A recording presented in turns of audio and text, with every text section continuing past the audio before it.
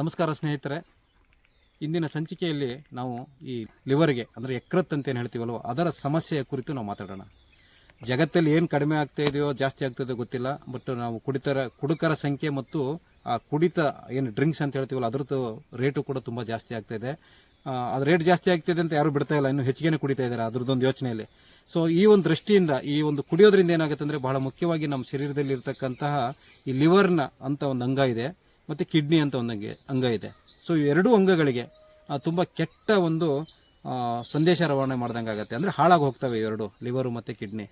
So liver is the liver of the body ಅಂತ ಹೇಳ್ತಾರೆ. Liver is the liver of the body ಅಂದರೆ ನಾವು ಲಿವರ್ನ ಎಷ್ಟು ತುಂಬ ಆರೋಗ್ಯವಾಗಿ ಇಟ್ಕೊತೀವೋ ಅಷ್ಟು ನಮ್ಮದು ಜೀವನ ತುಂಬ ಚೆನ್ನಾಗಿ ಸುಗಮವಾಗಿ ಸಾಗ್ತದೆ, ಯಾವುದು ಆರೋಗ್ಯಯುತವಾಗಿ.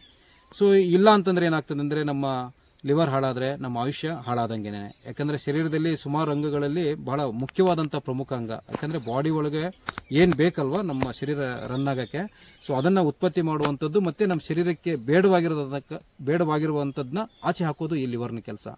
ಸೊ ಹೀಗಾಗಿ ಸ್ನೇಹಿತರೆ, ನೀವೇನಾದ್ರು ಇಲ್ಲಿವರೆಗೆ ಈ ಧೂಮಪಾನ, ಮದ್ಯಪಾನ ಅಥವಾ ರಸ್ತೆ ಬದಿಗಳಲ್ಲಿರ್ತಕ್ಕಂಥ ಜಂಕ್ ಫುಡ್ಸ್ ತಿನ್ನುವಂಥದ್ದು, ಅತಿಯಾದ ಎಣ್ಣೆ ಪದಾರ್ಥ, ಕರಿದಿರೋ ಪದಾರ್ಥ ತಿನ್ನುವಂಥದ್ದು, ಮತ್ತು ರಾತ್ರಿ ತಡವಾಗಿ ಮಲಗುವಂಥದ್ದು, ಮತ್ತು ರಾತ್ರಿ ಕೆಲವರು ಏನಂದರೆ ಈ ಸ್ವಿಗ್ಗಿ, ಜೊಮ್ಯಾಟೊ ಇಂಥ ಒಂದು ಆನ್ಲೈನ್ ಪ್ಲಾಟ್ಫಾರ್ಮಲ್ಲಿ ಜಾಸ್ತಿ ಕೆಟ್ಟ ಈ ಪಿಜ್ಜಾ, ಬರ್ಗರ್ ಅಂಥವೆಲ್ಲ ವಸ್ತುಗಳನ್ನು ತರಿಸ್ಕೊಂಡು ತಿಂದು ತಮ್ಮ ಲಿವರ್ನ ಹಾಳು ಮಾಡ್ಕೊಂಡಿದ್ದಾರೆ.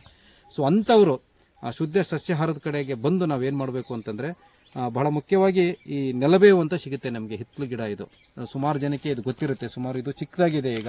ಸೊ ಕೆಲವರಿಗೆ 1-1.5 ಫೀಟ್ವರೆಗೆ ಬೆಳೀತದೆ ಇದು. ಈ ನೆಲಬೇವು ಸುಮಾರು ಒಂದು ಅರ್ಧ ಚಮಚದಷ್ಟು ಚಟ್ನಿ. ಹಾಗೆ ಇದು ನೆಲನೆಲ್ಲಿ ಅಂತ ಸಿಗುತ್ತೆ, ಜಂಡಿ ಸೊಪ್ಪು ಅಂತಾರೆ ನೋಡಿ, ಭೂಮಿ ಆಮ್ಲಕೀನ ಅಂತಾರೆ ಇದಕ್ಕೆ. ಸೊ ಇದನ್ನು ಕೂಡ ಒಂದು ಅರ್ಧ ಮುಕ್ಕಾಲು ಚಮಚದಷ್ಟು ಚಟ್ನಿನ, ಇವೆರಡೂ ಚಟ್ನಿನ ಮಿಕ್ಸ್ ಮಾಡಿಬಿಟ್ಟು ನಾವು ಒಂದು 200 ml ನೀರಿಗೆ ಹಾಕಿ ಒಂದು 100-150 ml ಬರೋವರೆಗೆ ಕುದಿಸ್ಬಿಟ್ಟು ಬೆಳಗ್ಗೆ ಒಂದು ಟೈಮು ಮತ್ತು ಸಂಜೆ ಒಂದು ಟೈಮು ಇದೇ ಥರ ಒಂದು 15-20 ದಿನ ಕುಡಿದ್ರೆ ಏನಾಗುತ್ತೆ ಅಂದರೆ ನಮ್ಮ ಲಿವರ್ಲಿರ್ತಕ್ಕಂಥ ಸಮಸ್ಯೆ ದೂರ ಆಗುತ್ತೆ. ಅದರ ಜೊತೆಗೆ ನಮಗೆ ಶ್ವಾಸಕೋಶಗಳಾಗಿರ್ಬೋದು ಅಥವಾ ಜೀರ್ಣಾಂಗ ವ್ಯವಸ್ಥೆ ಆಗಿರ್ಬೋದು, ಮತ್ತು ನಮ್ಮ ಶರೀರದಲ್ಲಿ ಏನಾದ್ರು ಹಸಿವೆ ಆಗದೆ ಇರುವಂಥದ್ದು, ಈ ಥರದ್ದು ಸುಮಾರು ಸಮಸ್ಯೆಗಳಿಗೆ ಇವೆರಡರದ್ದು ಕಾಂಬಿನೇಷನು ತುಂಬ ಚೆನ್ನಾಗಿ ಕೆಲಸ ಮಾಡ್ತದೆ ಸ್ನೇಹಿತರೆ.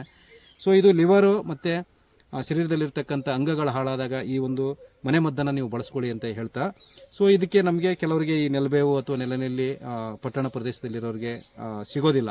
ಸೊ ಅಂಥವರು ನೀವು ಸೂಕ್ತ ವೈದ್ಯರನ್ನ ಭೇಟಿಯಾಗಿ ನಿಮ್ಮ ಒಂದು ಆ ಲಿವರ್ನ ಸಮಸ್ಯೆಯನ್ನು ಬಗೆಹರಿಸಿಕೊಳ್ಳಿ ಅಂತ ಹೇಳ್ತಾ ಈ ಒಂದು ಸಂಚಿಕೆಯನ್ನು ಇಲ್ಲಿಗೆ ಮುಗಿಸೋಣ ಸ್ನೇಹಿತರೆ. ಎಲ್ಲರಿಗೂ ನಮಸ್ಕಾರ.